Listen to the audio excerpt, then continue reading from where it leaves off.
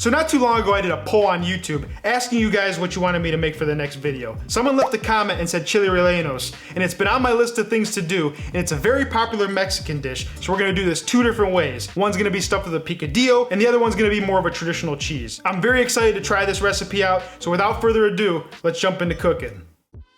The first step in making chile rellenos is to peel the chilies. When you go to the grocery store, you're looking for poblano peppers. And a fun fact, when these peppers are dried out, they're called ancho chilies. Now there's a few different ways to remove the skin. You can either do this over an open flame, you could do it with a torch, you could do it under the broiler in the oven. So what I chose to do is do this over an open flame because it's the easiest to film. So we're gonna take the peppers and we're gonna place them directly on the grate of the burner and allow them to get completely charred all over. I know this is gonna feel like you're burning the peppers, but trust me, you wanna get them completely black and charred. If you don't do this, the skin will not peel off the pepper. So you're gonna repeat the process with the rest of your peppers, as many that can fit on the grate, usually about 2 or 3. Then you're gonna place the charred peppers in a bowl and cover it with the lid to allow them to steam. For one, the peppers are gonna be way too hot for you to peel them right now, and also that skin is still stuck to the pepper, so you wanna allow them to steam so they're easier to peel later on. Now let's move on to making the picadillo that we'll use as a filling for some of our chiles. We're gonna take a large pan and place it over medium heat. We're gonna add about 1 to 2 tablespoons of a neutral oil, and once the oil is hot, we're gonna add about 1/4 cup of some onion that we peeled and diced up nice and fine, as well as take the remaining onion and we're gonna quarter it and we'll use it in our sauce. Now season the onion with just a little bit of salt and let it saute for a few minutes until it turns nice and translucent. Then we're gonna add some garlic that we minced up nice and fine. Continue to saute until the garlic is nice and fragrant for about 30 seconds. Then we're gonna go in with 1 pound of ground beef. Press the ground beef into the pan so it makes contact and gets somewhat of a sear. Now you can also use ground pork if you prefer it, and then we're gonna break up the ground beef into small pieces, and once it's cooked about 70% of the way done, we're gonna add some potatoes. I like to use russet potatoes. We just peeled 1 whole russet potato, and then what you're gonna do is cut it in half and then carefully cut it into 1/4-inch slices. Then you're gonna cut it into strips and then cut it into little cubes that are about 1/4 of an inch to 1/4 of an inch in size, just big enough to fit into our chilies and not poke a hole through them. Mix the potatoes into the ground beef mixture. Then we're gonna season with a little bit of chili powder and a little bit of cumin to give it some extra flavor, and don't forget to season with a little bit of salt and pepper. Now you can optionally add some paprika for color and then give it a mix until combined. Now continue to cook until the potatoes are soft, and then you can test for doneness by stabbing a few with a fork, and if it goes in like butter, potatoes are done. Set your picadillo aside and let cool until you're ready to use. Now let's move on to making the sauce for the chile rellenos. We're gonna start by getting a dry cast iron pan ripping hot over medium-high heat, and we're gonna take about 6 Roma tomatoes and remove the core and add them to the pan. Now if you like a little bit of heat like me, we're gonna add 1 jalapeno, 4 to 5 garlic cloves, and the quartered onion that we cut up earlier. Now continuously move the vegetables around the pan so they do not burn. We want them just to get a nice char all over. Then remove from the pan and let cool slightly before adding them to a blender. Now if your blender is not big enough, you might have to do this in stages. So what I did was add half the produce, pulsed it a couple times just to chop it up, and then I added the remaining produce with about a cup of water, just enough to get it to puree into a sauce. But also keep in mind you do want it a little bit thinner, so when you go to cook it, it's actually going to thicken up a little bit, and you don't want it to be too thick or too thin in my opinion. But if you're unsure, err on the side of a little bit thinner. Now in a large sauce pot on medium heat, we're going to add a nice thin layer of vegetable oil, and once the oil is shimmering, you can always test by taking a little bit of the sauce and splattering it in the oil, and once it starts to sputter, you're going to pour in your sauce very fast. If you pour it in slow, it's going to splatter and you risk burning yourself. Give that sauce a stir and you'll notice it'll change color almost immediately, and once the oil is mixed into the sauce, we're going to add 1 tablespoon of oregano and 1 tablespoon of chicken bouillon for some added flavor. Give that a stir until the chicken bouillon is dissolved into the sauce, and then bring to a gentle simmer. You want the sauce to reduce until it's thickened to your desired thickness. Now some people like it thin, some people like it thick. It's all about personal preference in my opinion, and then what you're going to do is taste the sauce and adjust the seasoning to your liking. Once the sauce has a nice red color and is the consistency you're looking for, you're going to set aside and keep warm until you're ready to use. Now our peppers have been steaming for around 20 to 30 minutes at this point. They're nice and cool and they're easy to handle to the touch. So we're going to take each pepper and either using your fingers or what I like to use is a spoon, you're going to gently scrape the skin off the pepper, making sure not to go too hard to puncture a hole into the chili. You're looking to remove as much of the charred skin as you can. Now what I recommend is once you get about halfway, you're going to clean up your work surface so that some of that charred bits doesn't continuously stick onto the pepper. The last thing you want to do is rinse your peppers in water. If you rinse the pepper, it really does rinse off all that nice flavor. So what I like to do is just be patient, keep scraping until all the charred bits are off the pepper the best you can. Now using a paring knife, very gently cut a slit into the pepper and you're going to want to scoop out all the seeds. Some people like to leave them, I like to remove them for textural reasons. Repeat the process with the rest of your chiles, and then we're going to start stuffing them with some cheese. Now I chose to use some Monterey Jack cheese, but another popular option is Oaxaca cheese or even Fresco cheese. We're just going to cut this block of cheese down into pieces that'll better fit into our peppers. Now for this one, we're going to stuff with quite a bit of the picadillo, and then once it's about 3/4 of the way full, we're going to fill the rest of the chile up with some Monterey Jack cheese. We're going to set that one aside, and then just for the cheese one, it's very simple. Cut the slit, and then we're going to fill it up with as much Monterey Jack cheese as it can handle. Now this next step is technically optional, but I find that it does hold the chilies together quite nicely. But all you're going to do is take a toothpick and you're going to seal that slit up with about 2 to 3 toothpicks. Just remember to remove them before you eat. Now in a large bowl, we just have some all-purpose flour. We're going to take each of the chiles and dredge it completely in the flour, and make sure you do this step. If you skip it, the batter will not adhere to the peppers. Repeat the process with the rest of your chiles and then place them on a baking sheet and set aside until the batter is ready and the oil is hot. Now let's move on to making the egg batter that'll give our chiles that fluffy bite. Now using 2 large bowls, we're going to take about 6 eggs and we're going to separate the egg white from the egg yolk.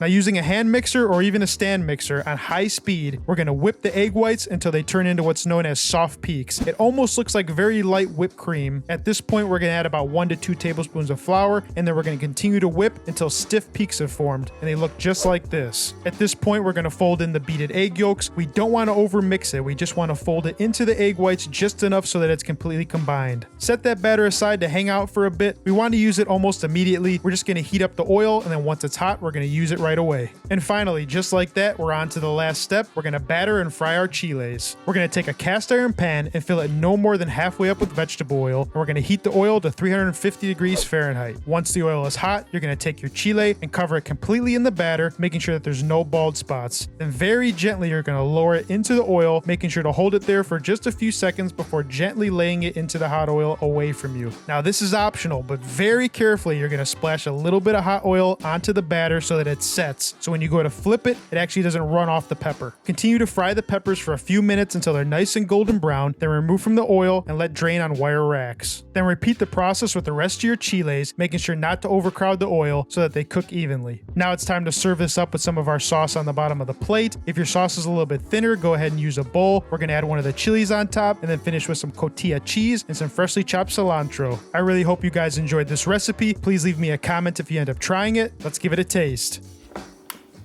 That's really good. The ground beef and potato mixture, you know, I'm really glad that I ended up seasoning the potatoes and the ground beef with a little bit of cumin and chili powder. I think if you didn't season it, you'd be lacking on a little bit of flavor, so I'm happy I did that. Our sauce, now traditionally, a lot of people that make this, the sauce is a little bit thinner. It's almost like a soup, if you will. I don't know if it's the Italian in me or what, but I like to have a little bit of a thicker sauce, something that actually grips the pepper. But a lot of people will make a thinner sauce and then they reheat the peppers in the sauce. They almost like simmer them in the sauce to reheat them. To me, this reminds me of Italian stuffed peppers. You know, Italians will stuff the peppers with sausages and stuff and roast them. Then we have a marinara sauce with Parmesan. This is pretty similar, only with Mexican flavors. So you have some kind of meat mixture or cheese in there, and then a nice sauce that goes over top. The only thing that's different is with Italians don't bread their peppers so much. We might put a little breadcrumb in the filling, but I do actually really like the texture of wrapping the pepper in the egg. It's not meant to be a crispy dish. It just gives a nice pillowy texture. It hugs that pepper well. It gives a very nice fluffy bite. Anyways, I'm glad I tried it. I'm gonna be making this again. You guys should definitely give it a try. Leave me a comment. Let me know what you want to see me cook next. Who knows? Your dish might get chosen for the next video. So if you enjoyed this or you learned something, give me a like, subscribe. I'll see you in the next video. Peace. Subscribe to my ASMR channel, MatthewAugustaEats.com.